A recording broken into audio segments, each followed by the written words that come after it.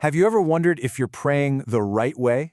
Today we're going to dive into a perspective on prayer that might totally flip what you've always thought.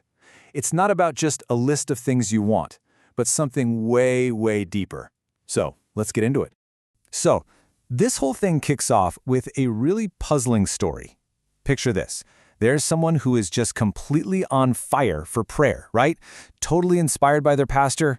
We're talking waking up before the sun, staying up super late, just pouring their heart out for hours and hours. They are all in. They're weeping for hours, thinking, this has to be it. This is peak devotion. But then, something really weird happens. They see their pastor, the guy who taught them all about the power of prayer, he just gets up and leaves a prayer meeting after like 10 minutes. Talk about a disconnect, right? It just leaves you scratching your head. What's going on here? What is the real meaning of prayer? Well, the answer to this whole puzzle really comes down to two totally different ways of looking at prayer. On one hand, you've got what most of us think of, prayer as a kind of spiritual shopping list, where we just ask for what we want. But on the other hand, there's this idea that it's something way more profound. It's about actually turning to face God and wanting what He wants. And to really get to the heart of this, we've got to go back to the original text of the New Testament. There's this one Greek word that shows up again and again for to pray. It's proseuchomai. And trust me, understanding this word is the key to unlocking this whole thing.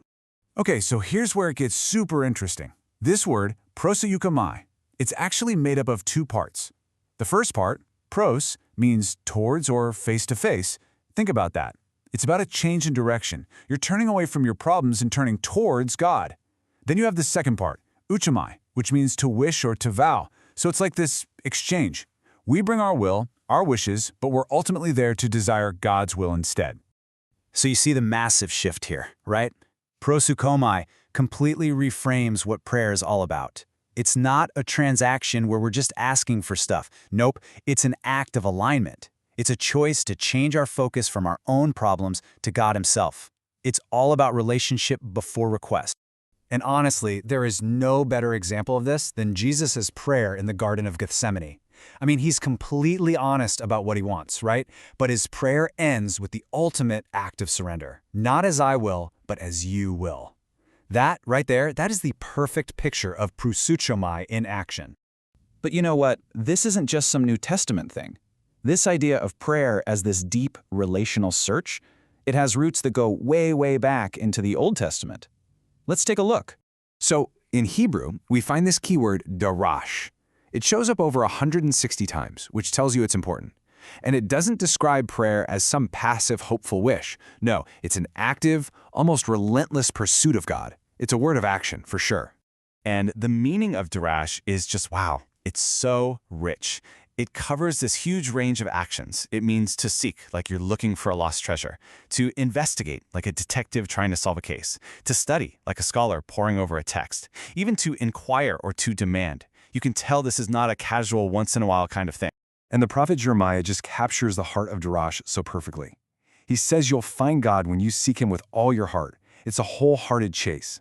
The promise isn't that you might find God, it's that you will find Him when you go all in like this. Okay, so let's put it all together. When you take proseuchomai from the New Testament and darash from the Old Testament, the picture becomes crystal clear, doesn't it? The focus of prayer completely shifts. It's not about me anymore. It's about God. And the goal isn't just to get my will be done. The real goal, the bigger purpose, is building that relationship.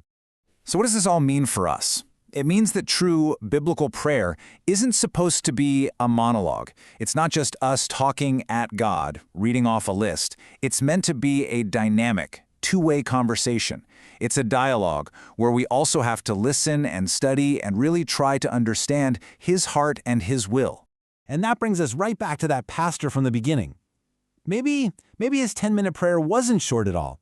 Maybe it was an incredibly powerful moment of proseuchomai, of turning towards God and aligning with His will.